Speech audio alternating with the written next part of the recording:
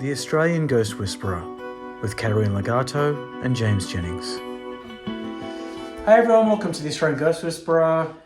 Hello everybody and welcome back to another episode. This week we are going to actually, go back to what is in our title, the word ghost, the Australian Ghost Whisperer. We're going to talk about ghosts.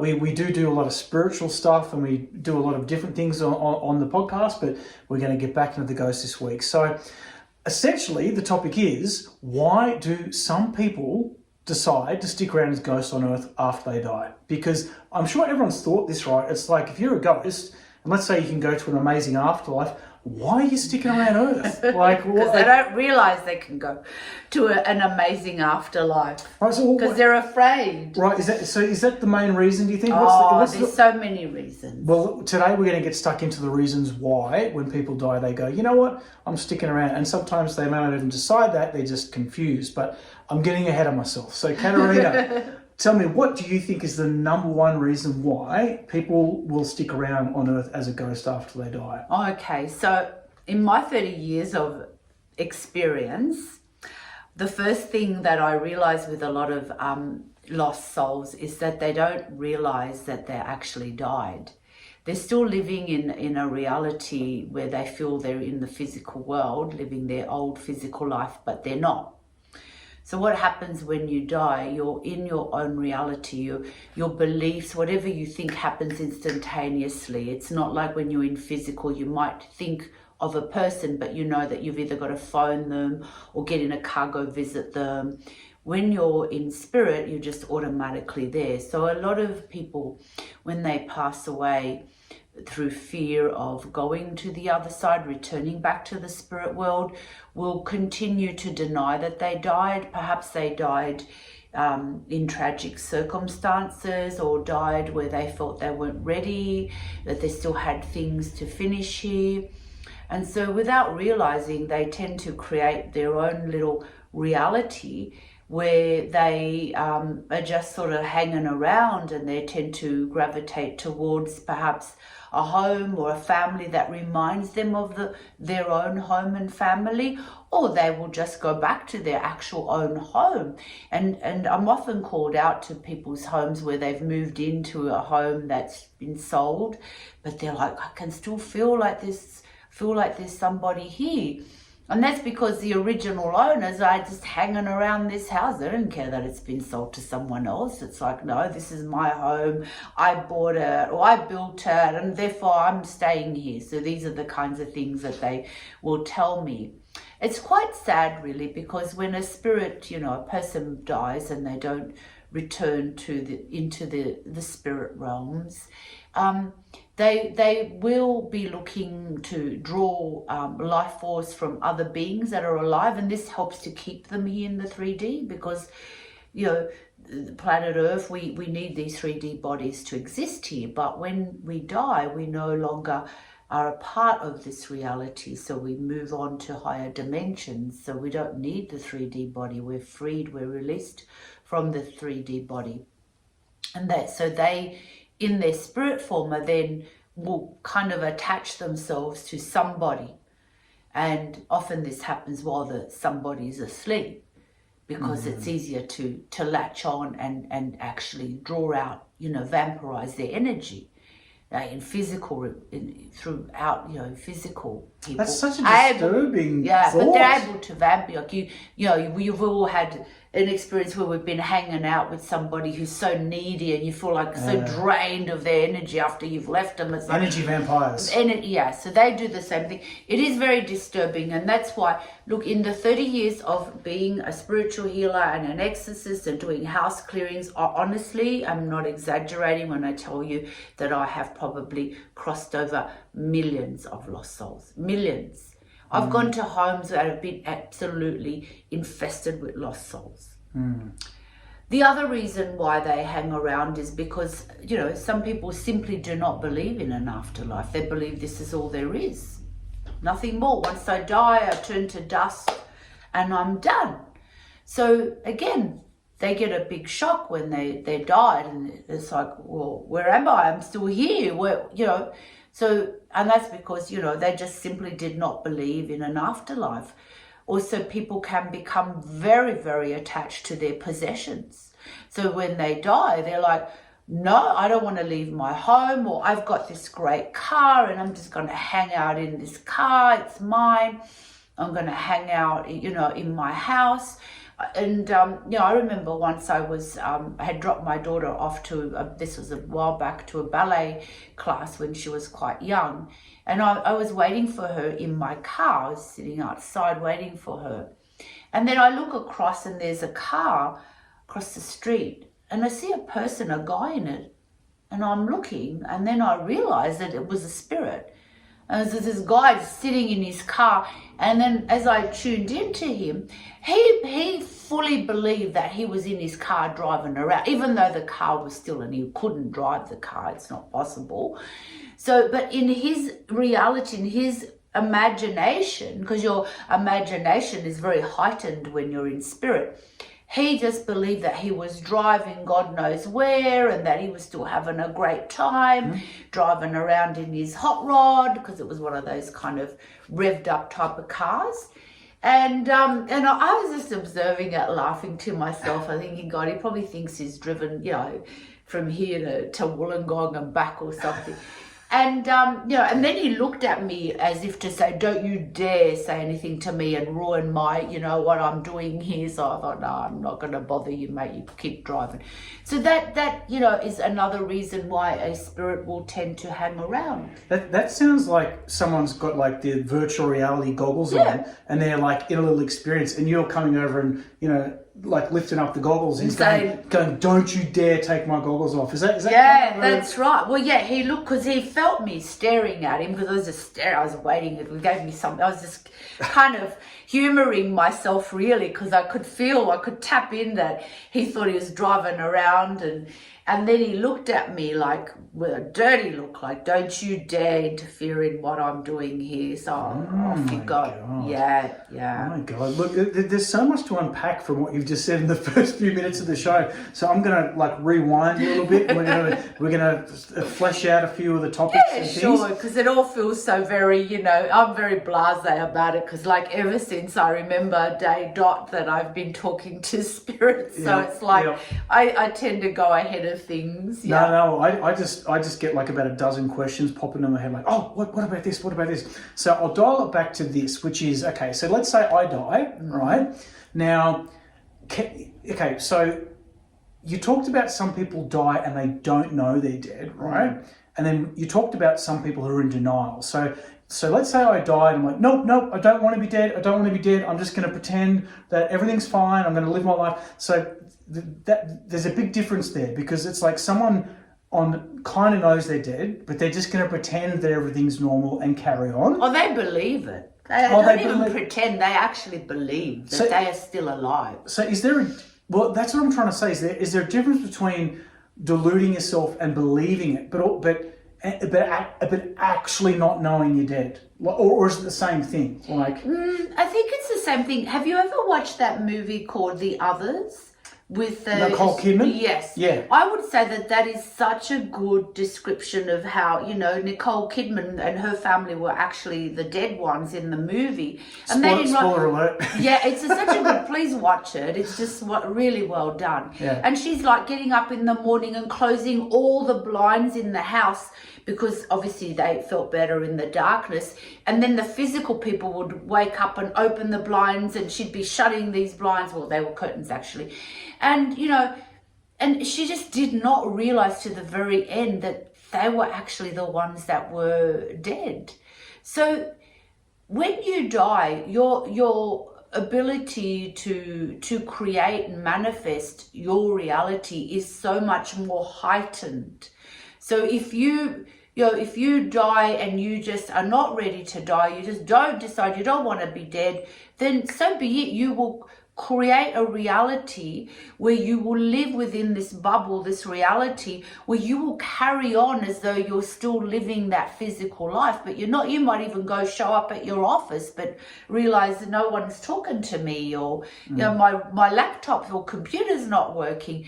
But like that guy in the car, he in his imagination, he was driving around Sydney. God knows where he was driving to. So in their imagination, they could be at work thinking that they're still talking to their work buddies and whatever. So that's how they kind of go on staying in that state of denial. But having said that, there is still a lot of assistance from the spirit realm to help awaken them to come home, to go back home where they belong. But it's how much do they want to ignore that?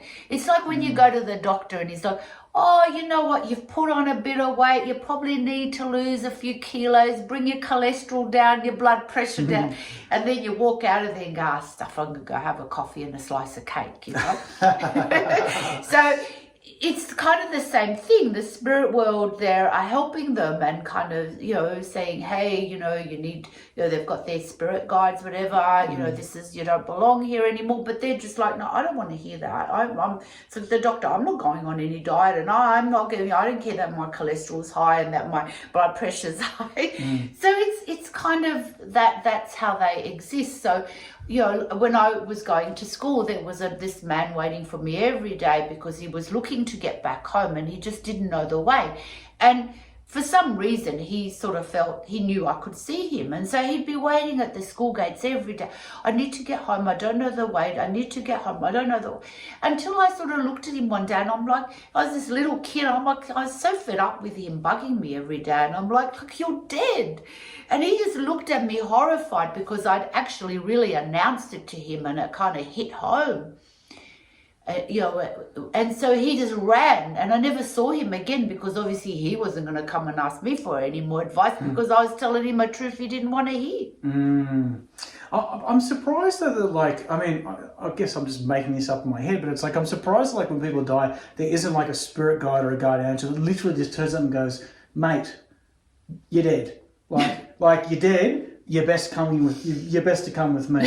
Like, do you know what I mean? Like, but you're not going to be forced. Right. And you know, in the world, you got to think the realm of spirit. You're not really dead. You've just transitioned into another reality. Right. In the realm of spirit, there is no life or death. This is just something that we've created here on earth in physical reality. If it's like, well, if you're not here in physical, then you're dead. Yeah. But in the spirit realms, you're very much alive because really we are spirit beings primarily having a physical experience. But when we have finished with the physical experience, we shed that physical body. It means nothing to us. Trust me, when you become pure spirit, that physical body will be like an old dress or an old shirt that you've thrown out. You've worn it for so long. I'm sick of it. I'm going to throw it out. And that's how you'll feel about your physical body. So therefore, you'll return to the spirit realms where you'll feel more alive than you've ever felt before. And you'll feel as though I've returned to my true home. This is who I really am. But until you actually have that experience, you're going to always fear the death process. You're going to fear that process because you're not going to be sure of what's going to happen. You know, and people have great fear about death because it's like, that's the end. I no longer exist. And so that's really hard because it's like, I want to continue existing. I want to continue living my life. You can't take my life away from me, but you will continue to exist and you will continue living, just in a different way, in a much actually better way, a much freer way, because in the spirit realm, you won't have demands of, I've got to get to work by 9 and I've got to, you know, it's existing in a much higher dimension where you are much freer to explore your true identity, which is, you know, pure love, light, eternal spirit that you become, you know, your pure source energy. So you can experience whatever you like. And there's a great deal of freedom connected to that. than what there is in the physical reality. And honestly, like, I've spoken to so many spirits, and none of them have ever said, I want to come back to physical earth. I mean, they're all so happy there, you know. They're roaming around, they're free. You keep learning, you keep working through whatever it is you need to work through, and it's all about ascending into the higher dimensions. Again, the spirit realm is filled with many dimensions, but if you're not such an evolved person, and perhaps you've not really explored the spiritual aspect of yourself, so you're going to go into a dimension that will, you know, that you will feel supported and loved in, that is in sync with your frequency, because you're not going to automatically go to a higher dimension, because you'll just kind of feel like you're frying in there because it's too high. So, you know, you can make your way up into higher dimensions once you go back into the spirit world, but that happens through your continued evolution of the soul. So just like we have evolution of the soul in physical reality, we continue to have the evolution of the soul in spirit reality.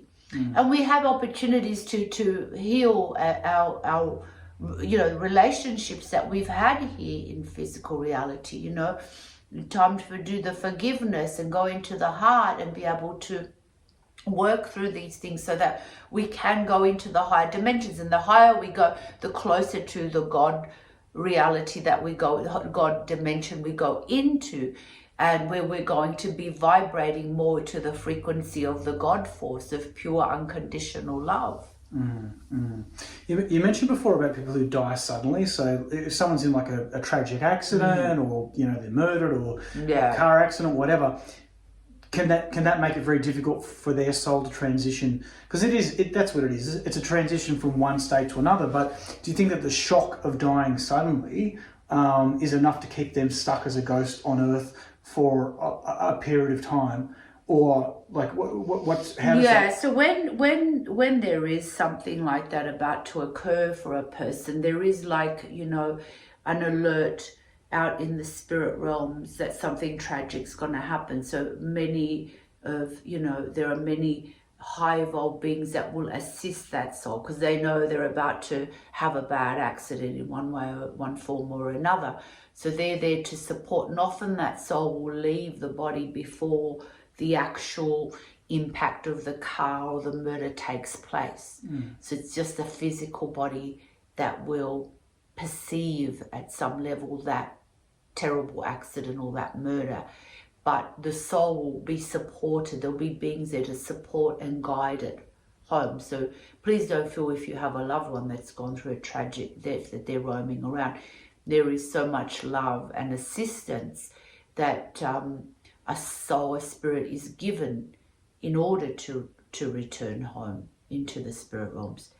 But again, if that soul goes, no, I've just had this accident, I'm going to look at my boner, no, I don't want to be dead, then of course, then they're going to be allowed to have that experience of roaming around for a little while, until such time as, you know, they're ready to transition. Well, we talked about people who are in denial, like they die and they're in denial and they sort of create a bit of a false reality of what's going on. Are there some people who die and they're like, yep, you know what, I know I'm dead, but you know what, I'm choosing not to go to a higher realm or to the light. I actually like it here on Earth. I like my house, I like my car, I like doing whatever it is. Yeah, you know what, I'm going to choose. My choice is I'm just going to stay here. Like, are there people who just make that conscious decision? Well, yeah, again, yes, exactly. They can and will. But again, it cannot be permanent, because again, they're going to have to vampirize. They're going to have to be like vampires looking to leech energy from other living beings in order to continue existing. So eventually their life force is going to become weakened. And as it becomes weakened, you know, they're just not going to be able to maintain an existence in 3D any longer. So the concept of like not being able to stick around for too long because you just can't sustain it, would that explain? Because I've heard some people go like, oh, how come you only ever see, you know, ghosts that are dressed in like 18th century people, whatever? Like, why don't you see cavemen ghosts? Like, is that potentially a reason why you don't see ghosts from like really massive gaps of eras because for that reason? Yeah, but remember too, when a spirit in spirit form, there is no timing. So even though a person may have been dead for 100 years to us, to them it's like they only perhaps died a few days ago. Okay. So they will present themselves in a way that, is so in the clothing that they were used to wearing, and it could be, a long dress or from, another century, or they can be dressed in some weird and wonderful clothing that I've seen them in. Or they can be dressed in the latest fashion, I had someone that I knew quite well that passed away, and she loved fashionable clothes, and when I saw her, she was still dressed in this beautiful outfit, and actually was beautiful bag, and it was like she was still in this beautiful outfit and trancing around, and Okay. So look, I think the moral of this whole episode is that I really encourage people to, again, meditate, get used to being out of your body, in the sense of being with your spirit guides, being conscious, being aware of your spirit, so that when the time comes to shed the body, you're not going to be in a state of fear, and you're going to make that transition happily. There's always going to be people that you will recognize, other family members, ancestors that have passed before you, that will be there to help you, to guide you if needed, or you just follow your heart. Once you get out of the body, you're going to first of all feel a great sense of relief. It's like, when you've been carrying a heavy bag over your shoulders all day, or, you've had some tight shoes on your feet, and you finally get to the end of the day and you take it all off and you feel so, lighter again. Well, that's how you're going to feel when you shed your body. You're going to be, that feels so good. And you're going to be in this beautiful heightened sense of just absolute pure love. You're going to be so godlike in that form, in that spirit form. And you've got to just, if you just simply follow your heart, your heart will just lead you, because your heart is such a powerful electrical energy. It's the strongest chakra. So it will just guide you into those upper realms, and you'll just feel this freedom and colors, and you'll become aware of other beautiful beings in other realms and other dimensions, and you'll just be vibrating with the heart of God's love, and that you can just simply allow that to guide you, and all the pain will be lifted. Any pain, grief, sadness, that will all disappear. You'll just become pure, unconditional love. Yeah, that sounds like the way to be. I'm still fixated on people's decisions to stick around, and I've got a few more. I've got a few more scenarios to throw at you, right? So, are there people who they die and they know they're dead, and they might see that they have the opportunity to ascend to a heavenly realm, or step into the light, or however you want to say it? Are there people who are worried that they might be judged or go to hell or whatever, and they're too scared to go through because they feel like, again, they'll go to hell, they'll be judged? Does that happen? Good point. Yes. That would be another reason of. They're all fear-based reasons, really. When you look at it, they are fear-based decisions that people at a spirit will make, and they are afraid of facing themselves. So somebody who's lived a life, and they are probably the most common of the people who, the spirits I've seen that get stuck in between realms in limbo, are the ones who've done a lot of really rotten things. I have come across some spirits who've lived a really terrible life and taken advantage of people and taken advantage of everything. They're scared because they're going to have to face that crap. They're going to have to face what they've done. But, it's facing it means you can actually heal it. But again, people will look to avoid. I mean, even in physical form, people look to avoid their shadow self. They don't want to really face their conscience. Sometimes they don't want to forgive, so they want to harbor resentment and anger towards somebody secretly, sometimes without ever think that it's justified. And sometimes it is justified, but It's all about making peace, because the hatred that you hold on to is only going to affect you. It's not going to affect the other person you hate, because they're gone. They don't care. So, we get an opportunity, like I said, when we pass away and we return to the spirit realms to work through this stuff. I mean, God is a loving, creative force. God's not there to judge. And so, you're just going to end up in a lower dimension, as I've said. If you're a very evolved being, then you're going to go straight to the heart of God. But if you are not ready for that, then that's fine. You're still going to be given the love, support and assistance to make your way up, but then you've got to be willing to do that work. It's like here again in physical. Are we willing to work on ourselves? Are we willing to look at, the parts of ourselves where we're not feeling love, or where we're harboring anger and resentment? Are we willing to heal those aspects of ourselves, or are we willing to just get on with our lives and never ever look at that? So, we can't avoid things forever. At some point, whether you're in the flesh or out of the flesh, you're going to have to deal with these things. Yeah, absolutely. Yeah. All right. One last scenario to throw at you. You love these scenarios. I do. You really do, yeah. So do you think that some people, again, in terms of like the choice of crossing over into the spirit realm, do you think they might be like, oh, I hated my father, or I hated my mother, I don't want to go over there because that means I'm going to have to see them? Do you think that some people don't go because they're just trying to avoid people they don't want to see? Yeah, some of us are trying to avoid family members in the physical, let alone when we're dead.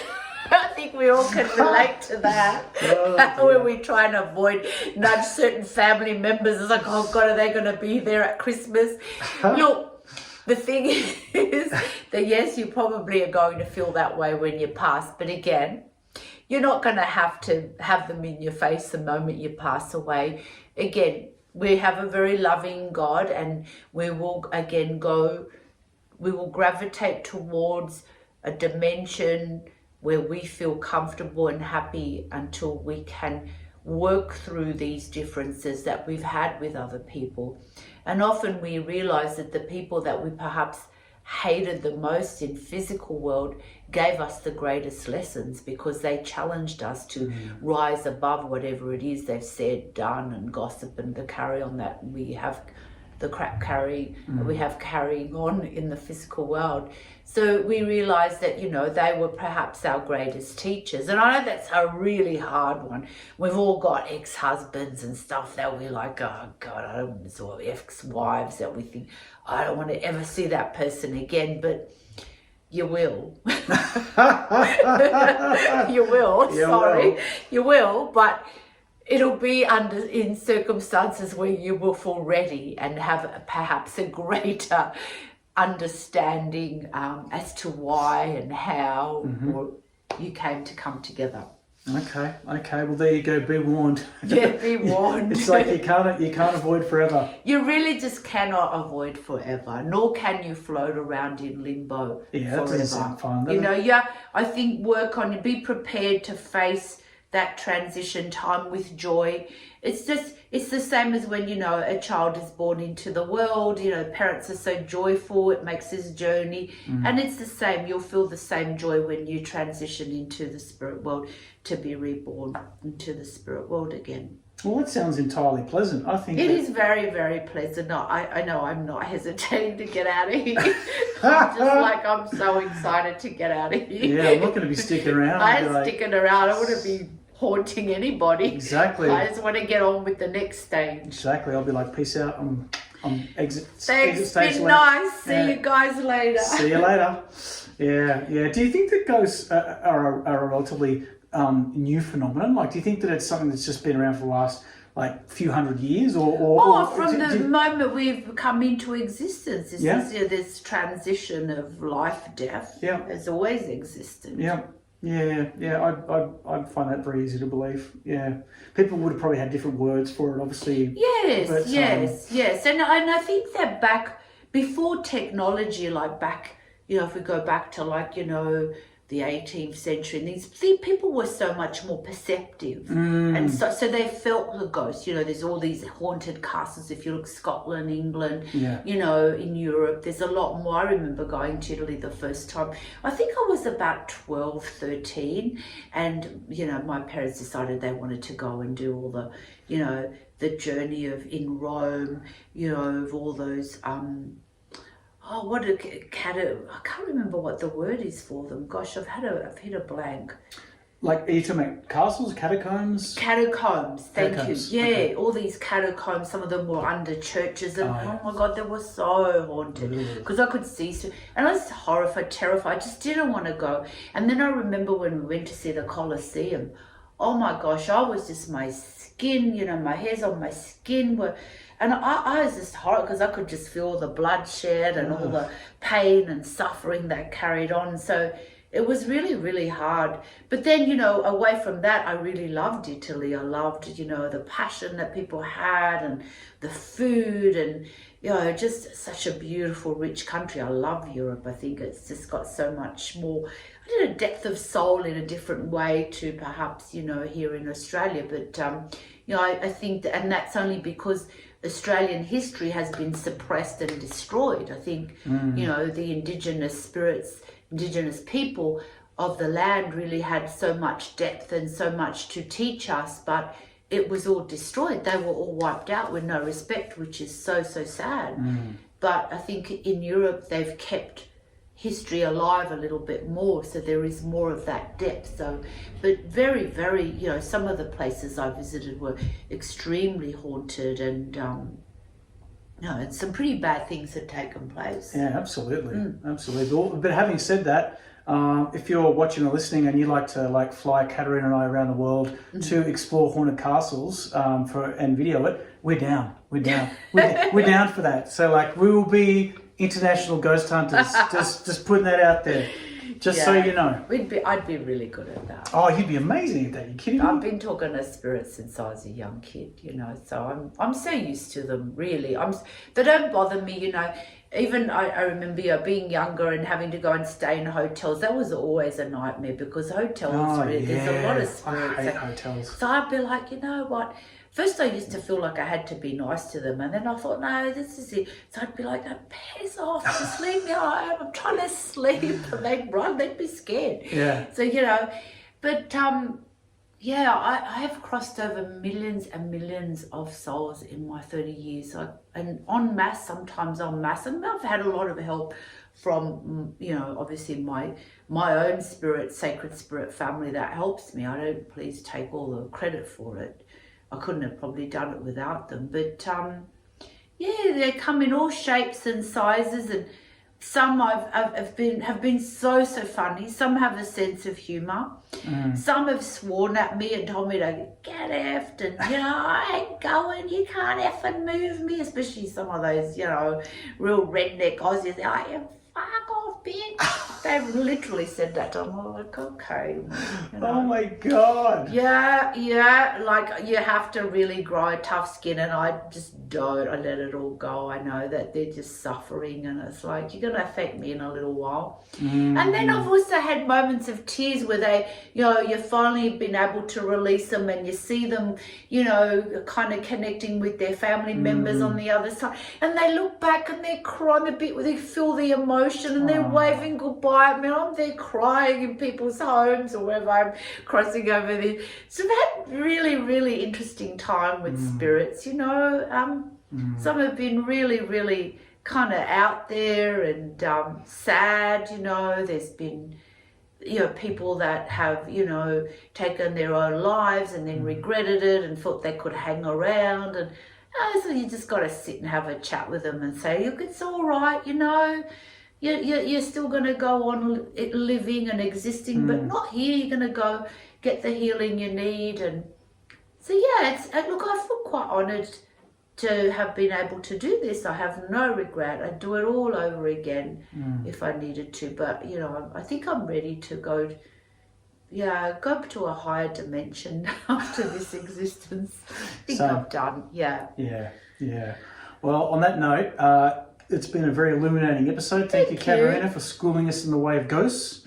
And we hope you've enjoyed it. And we will, of course, look forward to seeing you again next week for another episode. Thanks, Kat. Thank you, James, and thank you, everybody. Please don't forget to subscribe and please share our videos, our podcasts, and help us to grow and spread, our message. Indeed, that's right. Yes, well said. Hit the like button. Yes, do all those things, Do please. all that before you switch us off. We'd appreciate that. Thank you. Thank you. Thank you. All right, see you, everyone.